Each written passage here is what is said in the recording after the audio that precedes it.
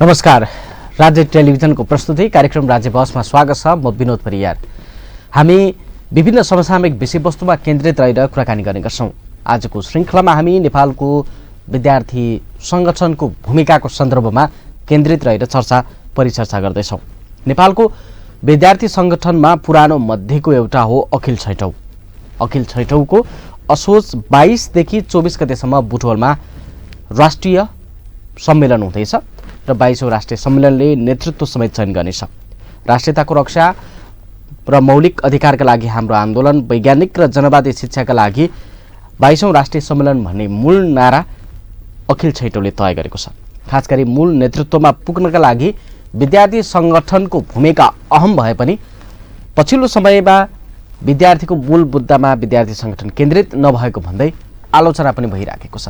आज हामी यिनै सन्दर्भमा अखिल छैठौंको राष्ट्रिय सम्मेलन र त्यो सँगसँगै विद्यार्थी संगठनको भूमिका अहिले कस्तो छ र आम नागरिक र विद्यार्थीले कस्तो खालको विद्यार्थी संगठन खोजिराखेका छन्, यही विषयमा केन्द्रित रहेर कुराकानी गर्दैछौँ। आज हामीसँग हुनुहुन्छ अखिल छैठौंका केन्द्रीय उपाध्यक्ष देवेन्द्र कुमार।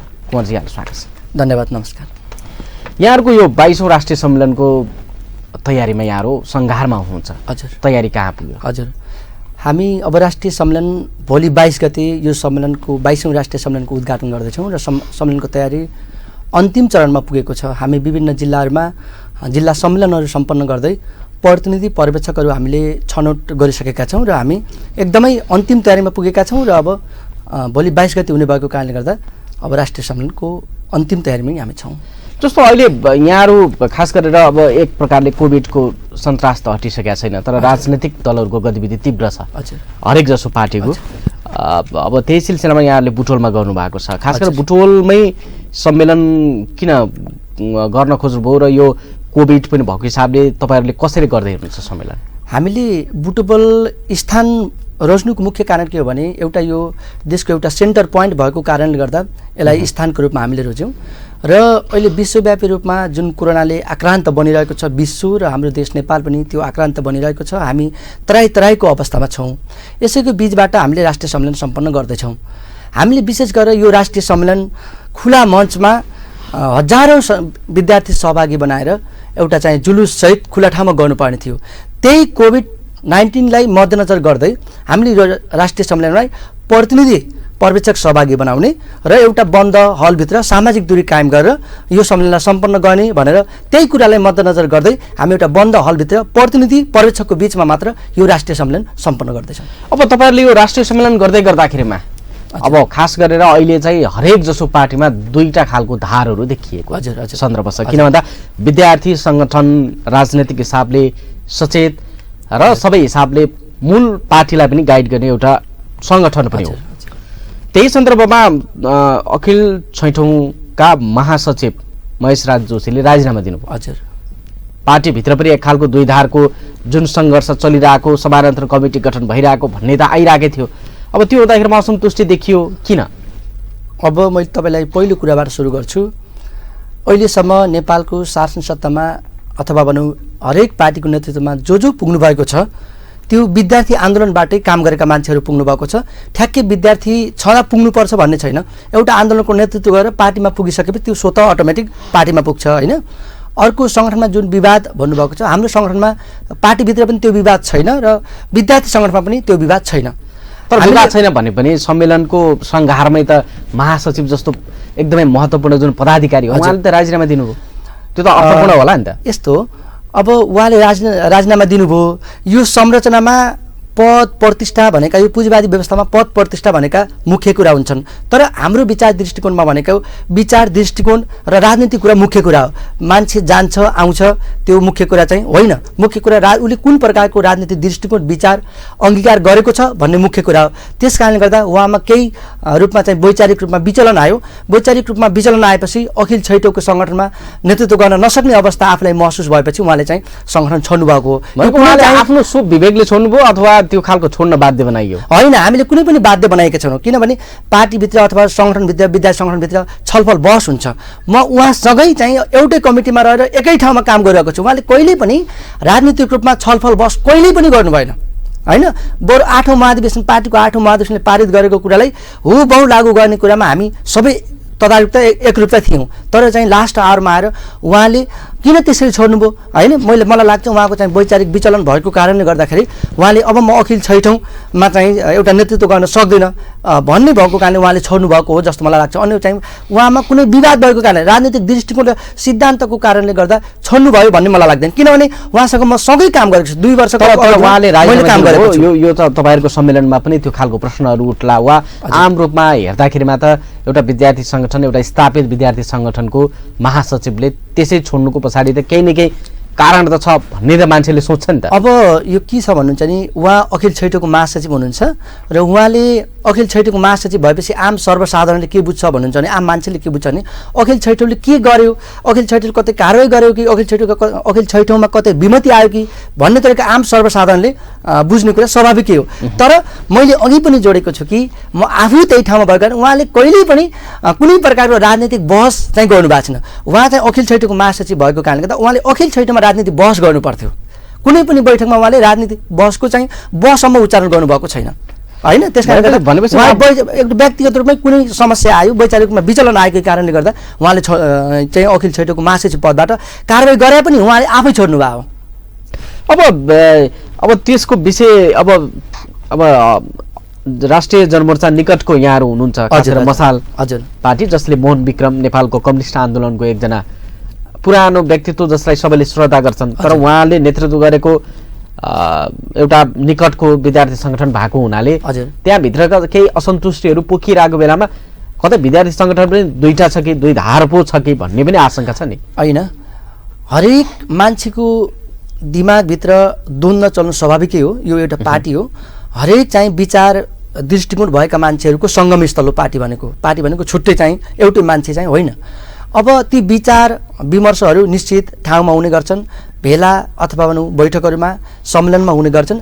हाम्रो पार्टीको 8औं महाधिवेशनले टुङ्गाइसकेपछि त्यस्तो कुनै पनि प्रकारको चाहिँ त्यहाँ विवाद छैन। 8औं महाधिवेशनले एउटा लाइन पास गरेको छ, त्यही लाइनमा पार्टी अगाडि बढेको छ र हामी विद्यार्थी सङ्गठन पनि त्यो लाइनलाई आत्मसात गर्दै विद्यार्थी हक अधिकारका कुराहरूलाई कसरी सम्बोधन गर्न सकिन्छ, नेपाली विद्यार्थीहरूको पक्षमा, राष्ट्रियताको पक्षमा कसरी काम गर्न सकिन्छ भने हामी लागिरहेका छौँ। हाम्रो पार्टीमा त्यस्तो कुनै प्रकारको विवाद छैन। अब चाहिँ साथीहरूलाई 1-2 जना साथीहरूलाई कहिले चित्त बुझ्छ कहिले बुझ्दैन, नबुझ्ने साथीहरू फट्टाफुट्ट जाने कुरालाई त्यसलाई चाहिँ अस्वाभाविक रूपमा लिन सकेन। स्वाभाविक हिजो बिहानदेखिको इतिहासलाई हामीले अवलोकन गऱ्यौँ भने फट्टाफुट्ट साथीहरू चाहिँ जाने आउने क्रम यो जारी छ। त्यो फट्टाफुट्ट होइन, छैन त्यस्तो अलिक बढी देखिन्छ भनेको कम्युनिस्ट पार्टीहरूमै छ। खैर, अब हामी यहाँहरूको सम्मेलनमै केन्द्रित हौँ। राष्ट्रियताको रक्षा र मौलिक अधिकारका लागि हाम्रो आन्दोलन, हजुर, वैज्ञानिक र जनवादी शिक्षाका लागि 22औं राष्ट्रिय सम्मेलन भन्ने नारा तय गर्छ। मूलभूत रूपमा नेपालका कम्युनिस्ट पार्टी निकटका विद्यार्थी सङ्गठनले भन्ने भनेको वैज्ञानिक र जनवादी शिक्षा। अवश्य। अब तपाईँ आफै पनि अखिल छैठौँमा अब सदस्य हुँदै, तपाईँ पदाधिकारी हुँदै केन्द्रीय उपाध्यक्ष हुनुभएको छ। हजुर, यो भनेको ऊर्जाशील समय एउटा विद्यार्थी सङ्गठनमा यहाँले पनि खर्चिनु भएको। हजुर। अब तर हामीले भन्दै आएको वैज्ञानिक र जनवादी शिक्षा चाहिँ कहिले प्राप्त हुने हो, त्यो कति टाढा हो? यो चाहना र इच्छा दृढ शक्ति हुने हो भने त्यति टाढा होइन, किनभने हामीले भनेको वैज्ञानिक शिक्षा, जनवादी शिक्षा, हामीले अहिलेको शिक्षा बुर्जुवा छ, पाखण्ड छ भनिरहेका छौँ। किनभने यो शिक्षा शरमसँग जोडिएको छैन, यो शिक्षा जीवनसँग जोडिएको छैन र यो शिक्षा व्यवहारसँग जोडिएको छैन। हामीले भन्न खोजेको के हो भनिन्छ भने हाम्रो जीवनसँग जोडिएको शिक्षा हुनु पर्यो। हाम्रो शरमसँग हामीले प्राप्त गरेको शिक्षाले हामीलाई शरममा जोड्न पर्यो, हाम्रो व्यवहारलाई जोड्न पर्यो। त्यस कारणले गर्दाखेरि के हो भने अहिले पनि कयौँ चिजहरू उद्योग धन्दाहरू खोलेर होइन, त्यो प्रकारका चाहिँ केही रूपमा पछिल्लो चरणमा प्राविधिक सेक्टरबाट केही प्राविधिक कुराहरू आइरहेका छन्, तर पनि के भने अझै पनि शरमसँग चाहिँ जोडिएको शिक्षा छैन। अझै तर नि तपाईँले भने जस्तै कम्युनिस्ट पार्टीहरू जसले यही विषय, यही विचारलाई उठाएर हजुर विद्यार्थीहरूलाई पनि सङ्गठित गरेर राज्यको मूल नेतृत्वमा त कम्युनिस्टहरू पुगे। योभन्दा अगाडि त 2/3 झन्डै 2/3 नेकपाको सरकार थियो। हजुर, माओवादी सरकारमा पुग्यो, एमाले सरकारमा पुग्यो। हामीले के छ तर यो विषय किन कार्यान्वयन भएन भनेर राष्ट्रिय जनमोर्चा पनि सरकारमा गयो। पार्टी सानो अंशमै भए पनि किन पार्टी कम्युनिस्ट पार्टी आफूलाई कम्युनिस्ट पार्टी भन्ने को कम्युनिस्ट पार्टी हो या होइन भन्ने कुरा त्यो एउटा विचार छलफलको विषयवस्तु बन्छ। हामीले अहिलेका चाहिँ यिनी एमाले माओवादीहरूलाई हामीले यी कम्युनिस्ट पार्टी हुन् भनेर हामीले भनेका छैनौँ र होइनन्। होइन कम्युनिस्ट पार्टीका आधारभूत सिद्धान्त हुन्छ त्यो सिद्धान्तलाई आत्मसात गरेका छन् कि छैनन् भन्ने। तर आम जनताले के बुझेको छ भने चाहिँ यिनी कम्युनिस्ट पार्टी हुन् भने त्यो नै चाहिँ आम जनतामा भरम छ होइन, उनले भरम छरेका छन्। र यी पार्टीहरू सत्तामा पुगिसकेपछि यिनले देश र जनताको पक्षमा काम गर्छन् भन्ने कुरामा चाहिँ हामीलाई विश्वास छैन होइन। अब हामीले तपाईको चाहिँ यो पुँजीवादी व्यवस्थामा जुन पार्टी शासन सत्तामा गए पनि उनले कम्युनिस्ट आचरणको चाहिँ क्रियाकलापहरू लागू गर्न सक्दैनन्। उनले पुँजीवादीहरूले जे प्रकारको चाहिँ चाहन्छन्, जे प्रकारको इच्छा सोच शैली राखेका हुन्छन् उनले त्यो प्रकारले काम गरिरहेका हुन्छन्। अझै तपाईँ चाहिँ हामी के छ भने अहिले त कस्तो छ भन्नुहुन्छ भने विद्यार्थीले राजनीति गर्नु हुँदैन, विद्यार्थी राजनीतिबाट टाढा रहनुपर्छ भन्ने कुरा चाहिँ व्यापक रूपमा हल्ला फिजाइएको छ। र लेनिनले के भन्नुभएको छ भने जति जति यो पुँजीवादी व्यवस्था व्यवस्थित या सुव्यवस्थित बन्दै जान्छ त्यति त्यति विद्यार्थीलाई राजनीतिबाट टाढा राख्नुपर्छ, आम जनतालाई राजनीतिबाट टाढा राख्नुपर्छ भन्ने सिकाइन्छ भनेर लेनिनले भन्नुभएको छ। त्यो किन भएको भने यदि हामीले यो व्यवस्थाको बारेमा बुझ्यौँ, यो व्यवस्थाको बारेमा जानकारी पायौँ भने यो व्यवस्थाको विरोध गर्छौँ, यो व्यवस्थाको प्रति आन्दोलन गर्छौँ, अर्को व्यवस्था ल्याउन आन्दोलन गर्छौँ। त्यस कारण उनीहरूले के सिकाइरहेका छन् भने विद्यार्थीलाई राजनीतिबाट टाढा राख, टाढा बना। अब तर अहिलेको कन्डिसनमा हेर्ने हो भने त अब जस्तो कुनै पनि प्राप्तिको त एउटा निश्चित बिन्दु त हुन्छ। अब सधैँभरि एउटै मुद्दा तपाईँको मूल नेतृत्वमा पुगेको भनौँ न, अहिलेका प्रधानमन्त्री नेविसँगै राजनीति गरेर शेरबहादुर देउवा त अहिले प्रधानमन्त्री हुनुहुन्छ मुलुकको पाँचौँ पटक। उहाँले जे कल्पना गरेर आन्दोलन गर्नुभएको थियो अहिले उहाँ प्रधानमन्त्री हुँदा नि परिवर्तन हुन्न भन्ने चाहिँ कसरी विद्यार्थीले आशा गर्ने भनेको? हामीले के भन्नुहुन्छ भने हामीले आज गणतन्त्र प्राप्त गरेका छौँ। यो गणतन्त्र तपाईँ हामीले मात्र चाहेर प्राप्त गरे होइन क्या, आजभन्दा 50 वर्ष अगाडिदेखि नै गणतन्त्र प्राप्तिको निम्ति आन्दोलन गरिएको थियो, आवाज उठाइएको थियो। त्यस कारण त आज आएर बल्ल गणतन्त्र प्राप्त गरेका छौँ। त्यति बेला जसले गणतन्त्रको मुद्दा उठायो आजभन्दा 50 वर्ष अगाडि ती व्यक्तिहरूलाई थाहा थिएन कि आज चाहिँ तपाईँको चाहिँ 62-63 पछि चाहिँ गणतन्त्र प्राप्त हुन्छ भने तिनीहरूलाई थाहा थियो? थाहा थिएन। उनीहरूले एक प्रकारको नारा उठाएर गएका थिए र चाहिँ 50 वर्षपछि 20-25 वर्षपछि बल्ल गणतन्त्र प्राप्त भयो। अहिले हामीले निश्चित रूपले यति वर्षमा यति घडीमा चाहिँ यति समयमा जनवादी शिक्षा प्राप्त हुन्छ, व्यावहारिक शिक्षा प्राप्त हुन्छ भनेर हामीले भन्न सक्ने अवस्थामा छैनौँ र भन्दैनौँ। किनभने मैले अघि पनि भने गणतन्त्र आज 20-25 वर्षपछि प्राप्त भयो। तर हाम्रो निरन्तर लडाइँ के हो भने चाहिँ जनवादी शिक्षा, व्यावहारिक शिक्षा, निःशुल्क शिक्षा र वैज्ञानिक शिक्षा प्राप्तिको निम्ति हामी निरन्तर आन्दोलन गर्छौँ। अब जस्तो एक प्रकारले भन्दा यति धेरै भनौँ न सहज वातावरण कम्युनिस्टहरू भएको हिसाबले त विचारको हिसाबले त नजिक रहने भयो। तपाईँले भन्नुहोला यी कम्युनिस्ट पार्टी होइनन् भन्नुहुन्छ, तर पनि उहाँहरू त कम्युनिस्ट नै हो। त्यो तपाईँलाई लागेको विषय हो, त्यो तपाईँलाई लागेको विषय कम्युनिस्ट भन्ने कुरा सिद्धान्त उहाँ अब उसमा त के अरे पार्टीको घोषणापत्रदेखि लिएर सबै त्यही नै छ नि त। उहाँले वर्ग सङ्घर्षका कुरै गर्नुहुन्न, वर्ग समन्वयका कुरा गर्नुहुन्छ, सशस्त्र युद्धका कुरै गर्नुहुन्न होइन, त्यहीँ वर्ग समन्वयका कुरा गर्नुहुन्छ, चुनावलाई महत्त्वपूर्ण कुरा चुनावलाई महत्त्व दिएर चुनावी मैदानमा उत्रिनु भएको छ। त्यस कारण त्यो त सबै पार्टी कम्युनिस्ट पार्टी के भने कम्युनिस्ट पार्टीका आधारभूत सिद्धान्तहरूमा उहाँ विचलन भइसक्नु भएको भनेको यसको लागि त जस्तो अब कतिपय अवस्थाबाट यो बुर्जुवा शिक्षा भनेर कतिपयले त सर्टिफिकेट च्यातेर हिँड्ने ती त्यस्ता नागरिकहरूले त अलिक पछुताएको भनेर भन्छन् नि त। त्यो हुनाले हामीले त्यो बाटोतर्फ पनि आन्दोलन त उन्मुख भएको उहाँहरूले के बुझ्नु भएन भन्ने कुरा उहाँहरूले के बुझ्नु भएन भने यो बुर्जुवा शिक्षा भन्नको निमित्त अथवा यो बुर्जुवा शिक्षा प्राप्त गरेर मात्र यसको चाहिँ विरोध गर्न सकिन्छ होइन। उहाँहरूले यो शिक्षा प्राप्त नगरिकन विरोध गर्ने प्रयत्न गर्नुभयो, आफ्नो चाहिँ योग्यताका सर्टिफिकेटहरू च्यात्नुभयो होइन। कुनै पनि चिजलाई विरोध गर्नको लागि त्यो व्यवस्था बुझ्नुपर्छ, त्यो व्यवस्थामा जानुपर्छ। उहाँहरू यो व्यवस्थामा नआउँदै नै च्यातेको कारणले गर्दा अहिले उहाँ असफल भएको हो भनेको। त्यसो भए यो वैज्ञानिक र जनवादी शिक्षा प्राप्तिको लडाइँ लामै छ, एकदम धेरै लामो छ। नयाँ जनवादी व्यवस्था नआउन्जेलसम्म होइन, यो समाज एउटा समाजवाद साम्यवादको बाटोमा नपुगिन्जेलसम्म यो लडाइँ निरन्तर रहन्छ। हामीले कहाँसम्म पुर्याउन सक्छौँ? किनभने परिवर्तन हुन्छ, चाहेर वा नचाहेर यो समाजमा वर्ग सङ्घर्ष रहेसम्म, विभेद रहेसम्म परिवर्तन हुन्छ। तर हामीले त्यो परिवर्तनलाई हामीले के अलि परसम्म हाम्रो काँधमा बोकेर लैजाने मात्र हो, न कि हाम्रै पालामा हुन्छ। हाम्रै पालामा हुन्छ र हामीले त्यस परिवर्तनको जिम्मेवारी हामीले लिनै पर्छ, हामीले त्यसको प्रतिफल भोग्नुपर्छ भन्यो भने हामी चाहिँ सही निष्कर्षमा पुग्दैनौँ, हामी हुन सक्दैनौँ। जस्तो नि अब तपाईँ अब लामो समय अखिल छैठौँमा रहेर काम गरिरहनु भएको छ, विद्यार्थीको मनोभावनालाई बुझिरहनु भएको छ। तर अहिले हामीले जे विषयमा बहस गरिरहेछौँ, खास गरेर विद्यार्थी सङ्गठनहरूले राजनैतिक मूल पार्टी जुन हो त्यसलाई सघाउने र राजनैतिक आन्दोलनको लडाइँमा चाहिँ अग्रम मोर्चामा खटिनको निम्ति विद्यार्थी सङ्गठनको भूमिका अहम छ। हजुर। तर विद्यार्थीको खास मुद्दामा चाहिँ केन्द्रित भएन भन्ने आरोप छ क्या यहाँहरूलाई? अब हामी विद्यार्थीको खास मुद्दामा केन्द्रित भएका छौँ। हामीले खास मुद्दा भनेकै जनवादी शिक्षा नै खास मुद्दा हो। निःशुल्क शिक्षा प्राप्ति नै खास शिक्षा हो। निःशुल्क शिक्षा त अहिले संविधानमै पनि लेखेको छ 12 कक्षासम्म, तर त्यो कार्यान्वयन भएको छैन नि त। त्यही त, त्यसको बारेमा त विद्यार्थी सङ्गठनहरू किन कम बोले? होइन, हामी बोलिरहेको छौँ। यस्तो छ, कस्तो छ भन्नुहुन्छ भने 62-63 भन्दा अगाडि देशमा एक प्रकारको राजाको शासन थियो। त्यति बेला हामीले आन्दोलन गर्न सहज परिस्थिति थियो। तर त्यसको त्यो आन्दोलनपछि एउटा गणतन्त्र प्राप्त भयो। गणतन्त्र प्राप्त भएपछि हाम्रा राजनीतिक पार्टीहरू, हामीले समर्थन गरेका पार्टीहरू सत्तामा पुगे। अनि सत्तामा पुगेपछि हामी विद्यार्थी सङ्गठनमा 3 पार्टीहरूको पिछलगु चाहिँ हामी पछि चाहिँ गएका छौँ होइन। हामी त्यसो विद्यार्थीहरू के हुनुपर्छ भने सधैँ प्रतिपक्षको भूमिका निर्वाह गर्नुपर्छ। हामीले हाम्रो पार्टी पनि सत्तामा गएर गलत क्रियाकलाप गर्यो भने हामीले चाहिँ त्यसको भण्डाफोर गर्नुपर्छ। तपाईँले अगाडि भन्नुभएको थियो चित्रबहादुर केसी अथवा राष्ट्रिय जनमोर्चा पनि सरकारमा गयो, केही गर्न सकेन। हामीले केही गर्न सकेनौँ, तर पनि जनतालाई धोका दिएका त छैनौँ नि, राष्ट्रघात गरेका त छैनौँ नि। अहिले पनि चित्रबहादुर केसी तपाईँको अरू पार्टीका मन्त्रीहरू हेर्नुहोस्, अहिले पनि उनी मन्त्री भएको नाममा तपाईँको राज्यको चाहिँ सम्पत्ति, राज्यको ढुकुटी लुटिरहेका छन्। तर केसीजी, अहिले चित्रबहादुर केसी हाम्रो चाहिँ नेता, अहिले पनि तपाईँको चाहिँ एउटा सिम्पल गाडीमा एउटा सामान्य चाहिँ जीवन बिताइरहनु भएको छ। सत्तामा त जनमोर्चा पनि सहभागिता भएको हो नि त भनेको। त्यो एउटा प्रकारको राख्दाखेरिमा पनि यो वैज्ञानिक र जनवादी शिक्षा लागू गर्न नसक्ने परिस्थिति कहिले सिर्जना गर्नु? हामी त्यतिबेला त्यो ठाउँमा यो वैज्ञानिक र जनवादी शिक्षा प्राप्तिको लागू गर्नको निम्ति भन्दा पनि त्यति बेला चाहिँ भारतले हामीमाथि नाकाबन्दी लगाएको थियो। हामी नाकाबन्दी लगाएको अवस्थामा हामी सत्तामा गएर पनि भारतीय साम्राज्यवादका विरुद्ध बोल्न सकिन्छ, नाकाबन्दीका विरुद्ध बोल्न सकिन्छ भने सत्तामा गएको। अब तपाईँ अर्को कुरा बुझ्नुहोस् कि हामी सत्ताबाट बाहिर छँदाखेरि अहिले चाहिँ अहिले हामी सडकमा छौँ। सडकमा छँदाखेरि हामी बोलेको भारतले सुन्दैन।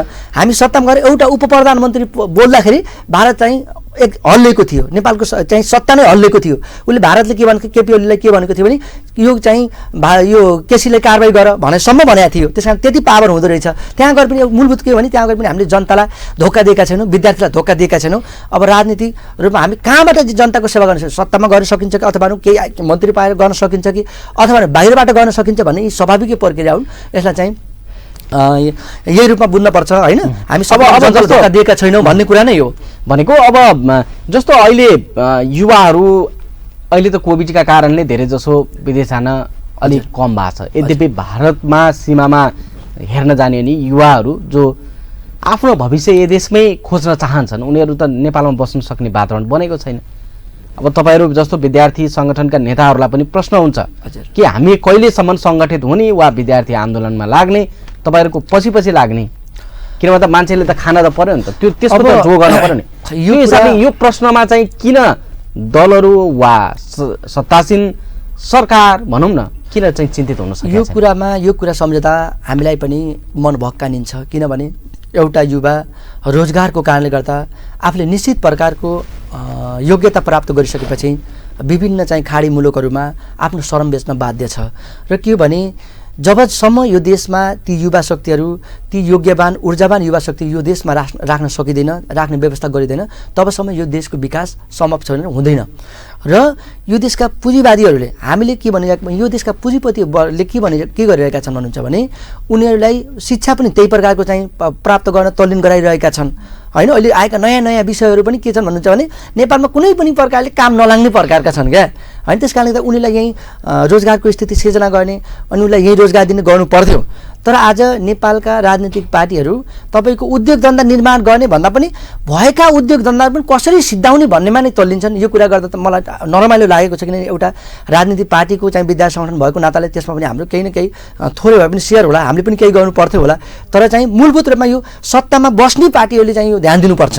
उनीहरूले यो देशका युवाहरूलाई कसरी चाहिँ यो देशको समुन्नति कसरी बनाउन सकिन्छ, यो देशको विकास कसरी गर्न सकिन्छ भन्ने कुरा उनीहरूले ध्यान दिनुपर्छ। किनभने यो देशको विकास, यो देशको समुन्नति ती युवाहरूलाई यहीँ राख्न सकेमा मात्र हुन्छ। र ती युवाहरूलाई यहीँ राख्न त्यति बेला मात्र सकिन्छ जति बेला उद्योग धन्दा कल कारखानाहरूको विकास गरिन्छ।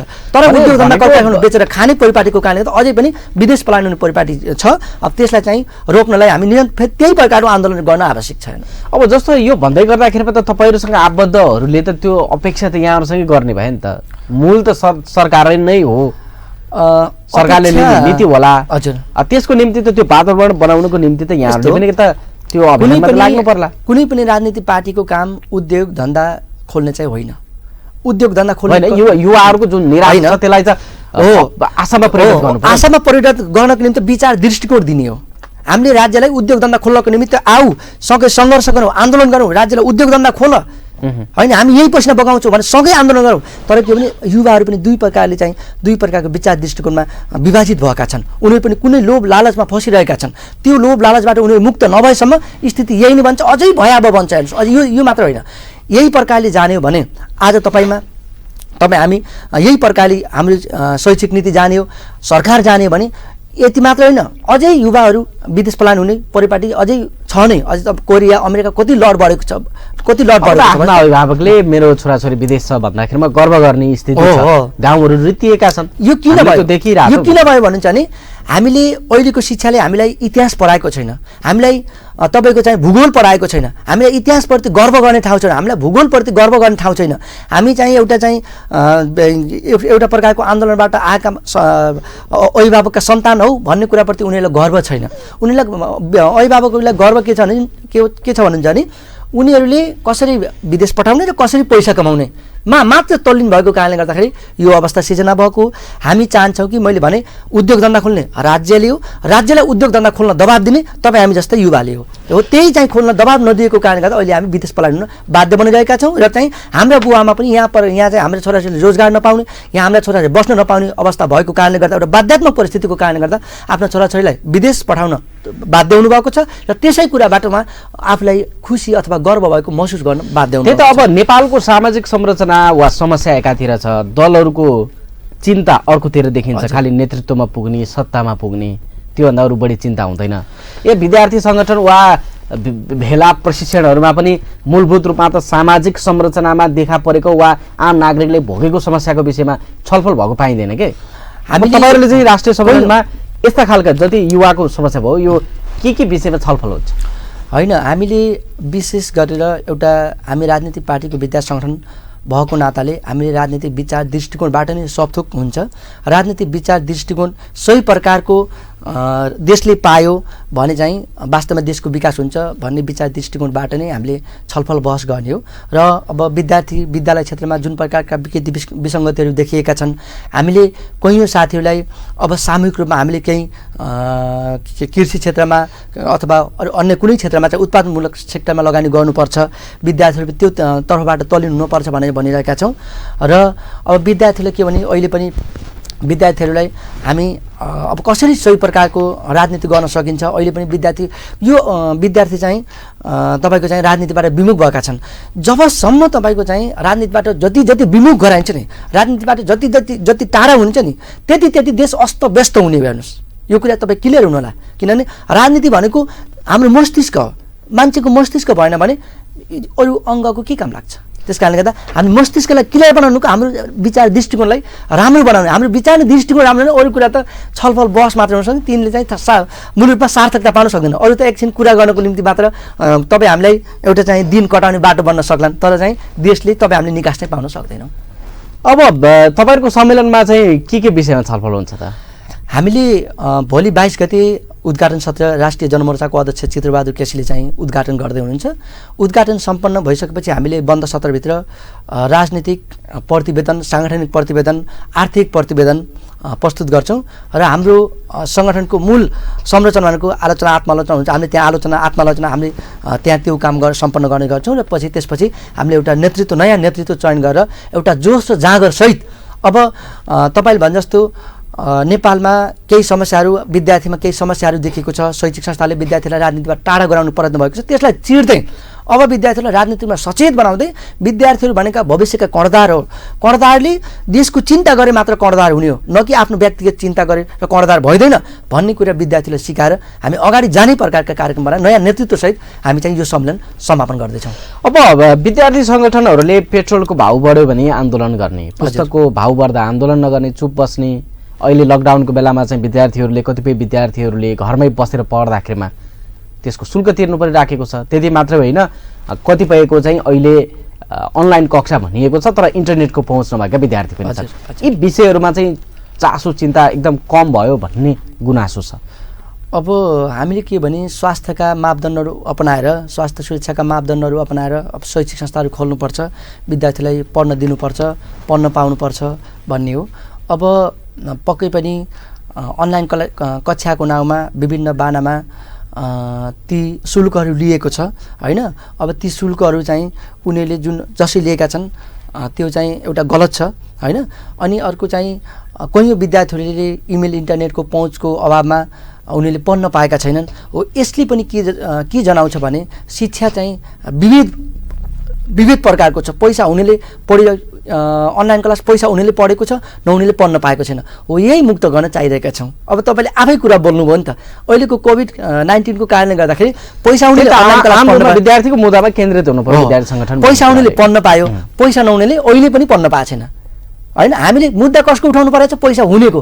ए शुल्क कम ल्याऊ होइन। वास्तवमा के पैसा हुनेले त चाहिँ महँगोमा पढाउँछ, तर के भने अब हामीले के भने पैसा नहुनेलाई पनि व्यवस्थित गर होइन, उनीहरूले पनि पढ्न पाउँछ। यस्ता खालका मुद्दाहरूमा तपाईँहरूको आवाज अलि चर्को होस्। पेट्रोलको भाउ बढ्दाखेरिमा चक्का जाम गर्ने विद्यार्थी संगठन, हजुर पुस्तकको भाउ बढ्दा वा विद्यार्थीले पढ्न नपाएको विषय त प्राथमिकतामा पर्नु पर्यो नि त भन्ने एकदम होइन, एकदम त्यो विषय उठिरहेछ एकदम होइन, एकदम उठिरहेछ। अब हामी यही कोभिडकै बिचमा राष्ट्रिय सम्मेलन गर्न थालेको कारणले गर्दाखेरि हामीले पक्कै पनि यो विषयलाई पनि केन्द्रमा राखेर हामीले अझै एउटा चाहिँ प्रत्येक चाहिँ विद्यालयले के कति शुल्कहरू लिइरहेका छन्, तिनीहरूले कसरी आफ्नो विद्यालय सञ्चालन गरिरहेका छन्, यो विषयमा पनि एउटा अनुगमन समिति बनाएर देशका चाहिँ 77 जिल्लामा चाहिँ कम्तीमा हाम्रो संरचना पुग्ने ठाउँमा त्यो प्रकारको कार्यक्रम गरेर केमा चाहिँ विद्यार्थीलाई शुल्क लिएको छ होइन। संविधानमा चाहिँ विद्यार्थीलाई निःशुल्क शिक्षाका कुरा गर्ने, तर चाहिँ व्यवहारमा जाँदाखेरि निजी शिक्षक पाल्नुपर्छ अथवा भौतिक संरचना बनाउनुपर्छ भने जसरी चाहिँ शुल्क लिने परिपाटी छ त्यो परिपाटीलाई पनि अन्त्य गर्नको निम्ति हामीले कार्यक्रम बनाउनु पर्छ भन्ने चाहिँ हामी लागिरहेका छौँ। पक्कै पनि यो राष्ट्रिय सम्मेलनमा आएका प्रतिनिधि पर्यवेक्षकहरूले त्यो प्रकारले छलफल बहस गर्नुहुनेछ। त्यो प्रकारको छलफल बहस भयो भने हामी पक्कै पनि एउटा नयाँ कार्यक्रम लिए नयाँ जोस जाँगरका साथ विद्यार्थीमा चाहिँ जानेछौँ। अब तपाईँ पदाधिकारीमा पनि बस्नुभयो, विभिन्न पदाधिकारीमा होइन, अब लामै समय भयो अखिल छैठौँमा हुनुभएको। अब अहिलेको सम्मेलनले नयाँ नेतृत्व पनि चयन गर्दैछ। पक्कै अब त्यो नेतृत्व चयन गर्ने सवालमा अब विभिन्न ढङ्गबाट छलफल हुन्छ। त्यहाँ चाहिँ अब खास गरेर मोहन विक्रम सिंहलाई जो मान्छे प्रिय लाग्छ त्यही हुन्छ भन्ने पनि एउटा बाहिरी बुझाइ छ। हजुर अर्को भनेको चाहिँ त्यहाँ स्वाभाविक रूपमा उपाध्यक्ष त फेरि नेतृत्वमा पुग्ने दाबी पनि होला। तपाईँ चाहिँ अब यो सम्मेलनबाट तपाईँको चाहिँ अपेक्षा वा तपाईँको अध्यक्ष बन्ने त्यो खालको चाहना हो कि भाइ? अब पहिलो कुरा मोहन विक्रमलाई पिरे लाग्ने मान्छेहरू राखिन्छ भन्ने छ, त्यो चाहिँ त्यस्तो चाहिँ होइन। किनभने मोहन विक्रमलाई पिरे लाग्ने मान्छेहरू राख्ने भने त्यहाँ आएका प्रतिनिधि पर्यवेक्षकहरूको के काम भयो? एउटा पार्टीले अथवा हामी विद्यार्थी सङ्गठन, अहिले म उपाध्यक्ष छु, हाम्रो विमल पोखरेल केन्द्रीय अध्यक्ष हुनुहुन्छ, पार्टीले निश्चित प्रकारले हामीसँग छलफल बहस गर्छ। छलफल बहस गरिसकेपछि हामीले सुझाव सल्लाह पेश गर्छौँ।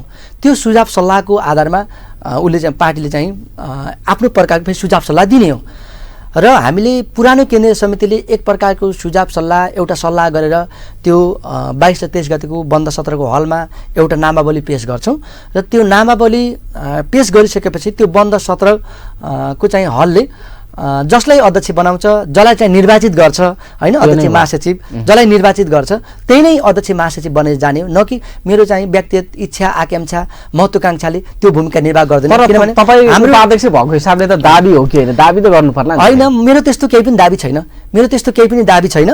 अब के हो भने सङ्गठनले आवश्यकता महसुस गर्यो, सङ्गठनमा अझै चाहिँ काम गर्नुपर्छ भन्यो भने जिम्मेवारीबाट चाहिँ पछि पक्कै हटिन्न, तर चाहिँ मै अध्यक्ष हुनुपर्छ भन्ने छैन। हामीले एक प्रकारको होमवर्क गरेका छौँ, हाम्रो सङ्गठनले एक प्रकारको होमवर्क गरेको छ। अब चाहिँ यो नेतृत्वमा आयो भने पक्कै पनि साङ्गठनिक काम हुन सक्छन्, एउटा विद्यार्थीका शैक्षिक मुद्दाहरूलाई अगाडि बढाउन सकिन्छ, समाजमा भएका विकृति विसङ्गतिहरूलाई परास्त गर्न सकिन्छ, त्यसको चाहिँ निर्मूल गर्नको निम्ति विद्यार्थीलाई सङ्गठित गर्न सकिन्छ भन्ने प्रकारको हाम्रो एक प्रकारको सोच छ।